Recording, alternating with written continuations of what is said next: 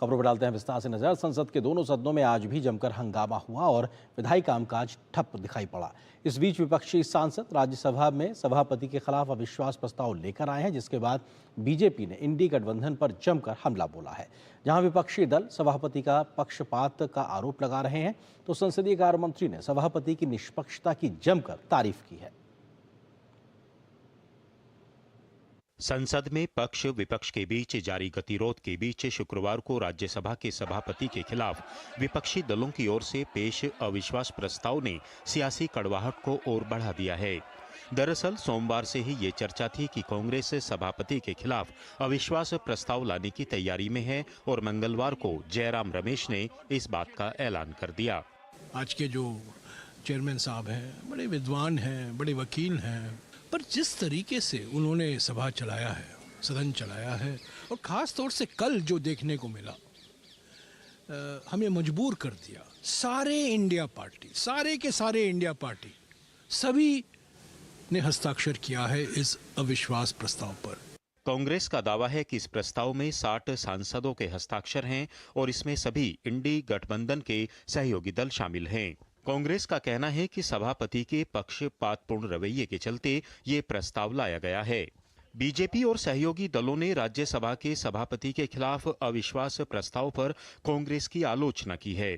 चाहे लोकसभा स्पीकर हो या राज्यसभा का चेयरमैन हो, चेयर का बिल्कुल इज्जत नहीं करते हुए चेयर का गरिमा को गिराने का काम विपक्ष के लोगों ने करते आए हैं। अब कुछ अनर्गल चीज़ों को करके सुर्खियों में कैसे बने रहे, बस इतना ही उनका मकसद है। इसलिए इस तरह का काम कांग्रेस के लोग करते हैं।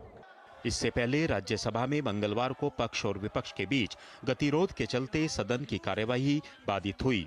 ऐसी संस्था को कोर्ट चेयर करना कांग्रेस की नेतृत्व के द्वारा यह बताता है कि यह देश में की आंतरिक सुरक्षा और देश की बाह्य सुरक्षा के लिए बहुत बड़ा खतरा है। हमारे जो प्रदर्शन हो रहे हैं 10:30 से 11 बजे तक होते हैं।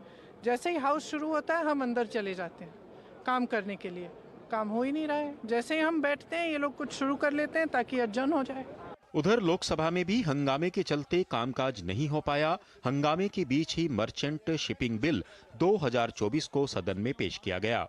बीजेपी सांसद संबित पात्रा ने नेता विपक्ष लोकसभा के रूप में राहुल गांधी के आचरण पर भी सवाल उठाया है। मुझे तो बड़ा आश्चर्य लग रहा है नेता प्रतिपक्ष राहुल गांधी जी के बिहेवियर को देख करके। कल जिस प्रकार से वो एक मोबाइल फोन लेके मुखौटा पहनवा करके रिकॉर्डिंग कर रहे थे, it's a doubtful situation that whether he really wants to be an LOP और he wants to be something else. शीतकालीन सत्र के दौरान सदन में गतिरोध लगातार जारी है। ऐसे में देखना होगा कि शीतकालीन सत्र में सत्ता और विपक्ष के बीच ये टकराव कब खत्म होता है। नीरज सिंह, ऋषि कुमार और शैलेंद्र मिश्र के साथ अनुज यादव, डीडी न्यूज, दिल्ली। और आपको बताते हैं कि अगर राज्यसभा में सभापति के खिलाफ अगर अविश्वास प्रस्ताव आता है तो उसका नियम क्या है और उसके प्रावधान क्या है, किस प्रकार से ऐसा हो सकता है, क्योंकि इतिहास में पहली बार है जब इस प्रकार का अविश्वास प्रस्ताव राज्यसभा के सभापति के खिलाफ आया है। राज्यसभा के सदस्यों के द्वारा नोटिस देना जरूरी होता है, क्योंकि जिस सदन के सदस्य हैं वही उसमें नोटिस दे सकते हैं। नोटिस को पहले राज्यसभा में पेश करना होता है। ये निश्चित तौर से लोकसभा में नहीं बल्कि राज्यसभा में ही पहले इसको पेश करना होता है। नोटिस पर राज्यसभा के 50 सदस्यों के हस्ताक्षर जरूरी है। कम से कम 50 सदस्यों के साइन के साथ ही नोटिस दिया जा सकता है। ये एक तरीके से नियम और प्रावधान है। इसी तरीके से अगर बात की जाए तो नोटिस देने से कम 14 दिन का एक तरीके से नोटिस का समय भी होना चाहिए। और नोटिस भेजा जाता है राज्यसभा के सचिवालय को, जो कि आज दिया गया है विपक्षी सदस्यों के माध्यम से। कम 14 दिन पहले नोटिस देना होता है। तो आज अगर ये नोटिस दिया गया है तो इसकी विधायी कामकाज के लिए 14 दिन का एक पूरा समय चाहिए होता है। ये व्यवस्था पहले से ही है और ये नियम भी कहता है। राज्यसभा में सामान्य बहुमत से पारित होना जरूरी, क्योंकि जो नोटिस दिया गया है वो राज्यसभा में जब प्रस्ताव के तौर पे आएगा तो सामान्य बहुमत से पारित होना जरूरी। सामान्य बहुमत का मतलब ये होता है कि उस वक्त सदन में मौजूद जितने भी संख्या में सांसद हैं उनका आधे से ज्यादा उनका द्वारा समर्थन उस प्रस्ताव को मिलना जरूरी है। उसके बाद में पास होने के बाद, राज्यसभा से पास होने के बाद में इसको लोकसभा में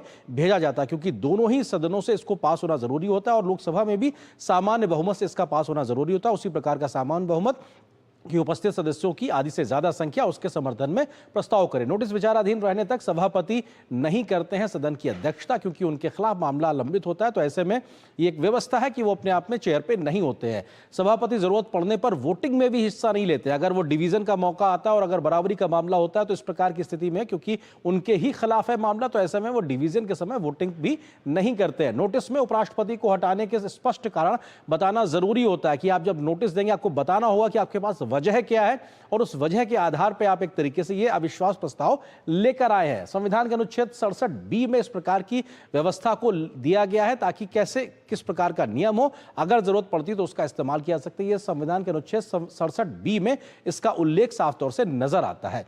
विपक्ष के पास दोनों सदनों में नहीं है जरूरी बहुमत, क्योंकि जो संख्या बल मौजूदा समय में है लोकसभा राज्यसभा में, उसके आधार पर यह स्थिति दिखाई नहीं पड़ती है कि विपक्ष इस अपने प्रस्ताव को पास करा पाएगा। बावजूद उसके वो एक प्रकार का ये प्रस्ताव लेकर आया है। इसके अपने आप में राजनीतिक मायने हैं। तो ये अपने आप में बेहद समझना जरूरी है, क्योंकि पहली बार ऐसा हुआ है कि राज्यसभा के सभापति के खिलाफ इस प्रकार का मामला सामने आया है। तो इसी विषय पर हम आगे चर्चा भी करेंगे। फिलहाल एक छोटे से ब्रेक के लिए रुकते हैं, बहुत जल्द हाजिर होते हैं।